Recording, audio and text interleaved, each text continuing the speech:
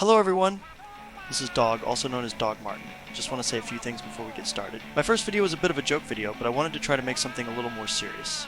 I plan on having a lot of variety on this channel, and I'm looking forward to giving back to an amazing community. I definitely want to make more videos like this in the future, so let me know what you think.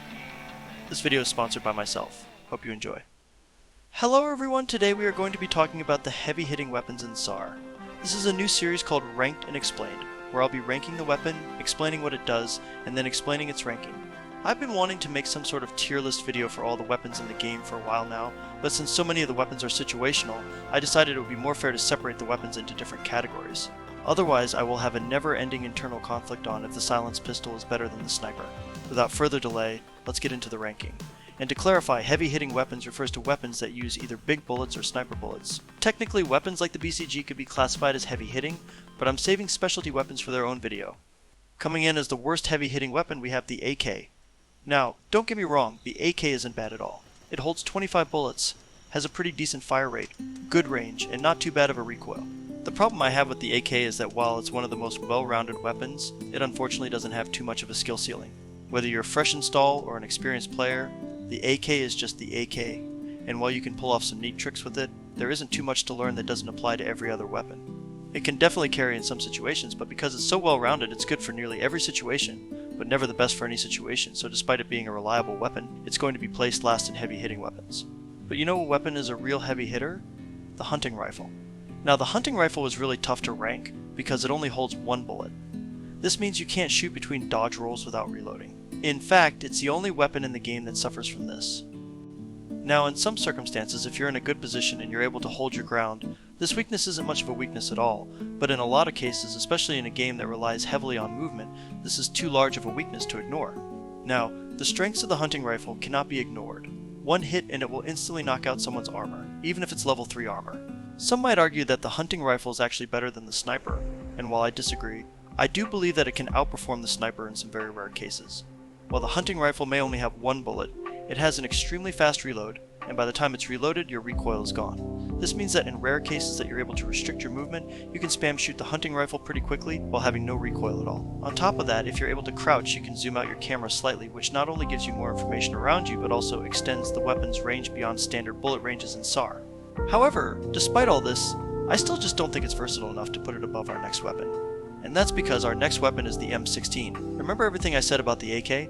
Well, the M16 is just a straight up better AK, more damage, faster bullets, and a bit more accuracy. These improvements push the needle enough for the M16 to be more viable than the hunting rifle, especially the bullet speed improvement, which makes the M16 much harder to dodge and much easier to aim.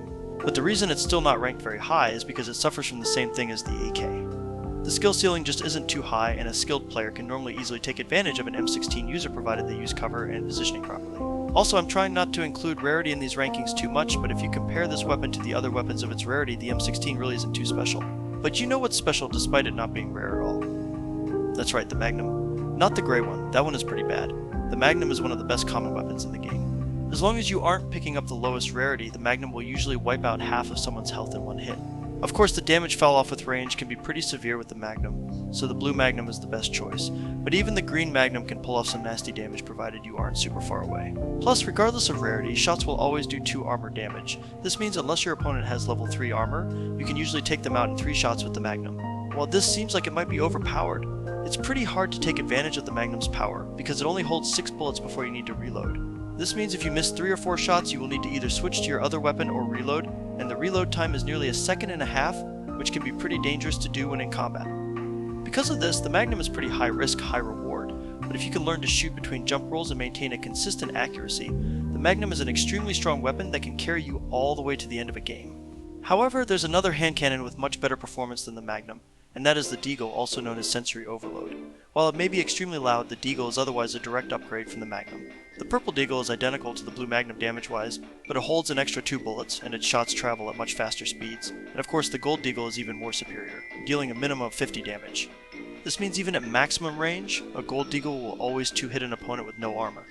And speaking of armor, just like the Magnum, the Deagle knocks off 2 points of armor, making it a huge threat for players who don't have anything above level 2. While the Deagle shares its 2 core weaknesses with the Magnum, that being the reload time and the clip size, the Deagle does improve on one of these weaknesses with its extra 2 bullets, allowing more room for error. Since it's a straight upgrade from an already amazing weapon, the Deagle is easily one of the best weapons in the game. Still, there is one heavy hitting weapon that I would rank over the Deagle, and that weapon is of course the Sniper. The Sniper feels like it's broken at times. One hit to knock off all your opponent's armor, and another hit to take at least 92 of their health, which allows them to be killed by one hit of nearly anything in the game. While the Sniper is pretty heavy, if you can master melee swapping, the weight doesn't make much of a difference. And if you're in a spot where you can crouch, just like the hunting rifle, you can zoom out and make your shots travel a little further. This zoom out for the Sniper is actually a little more than it is for the hunting rifle, making it even more useful for both off-screen snipes and gathering information. The only thing keeping the Sniper rifle from being too unbalanced is the recoil taking a long time to reset. You can technically spam your sniper shots, but the recoil will make all the shots after the first one slightly inaccurate, so you either need to wait a little while or rely on luck to land any follow-up shots. But the potential the Sniper has is just too insane to not rank it number 1 in heavy hitting weapons. It has the fastest bullet speed in the game, the most potential range, the highest potential damage per individual bullet, and one of the best accuracies out of every weapon. Because of its extremely high damage, you can even utilize Sniper's close range if your opponent has no armor. One hit might be enough to kill them, and if not, it'll leave them with such little health that you can switch to your melee or your other weapon to finish them off. Anyways, that concludes the first ranked and explained video. Leave a comment, and let me know if you disagree with anything I said or if you have anything you want to add. Also, let me know if you like this new video format I'm trying out. I already have other videos like this planned, but I want to hear from you guys first. Regardless, thank you for watching. You guys are awesome, and I hope you have a good day. Or night. See you later.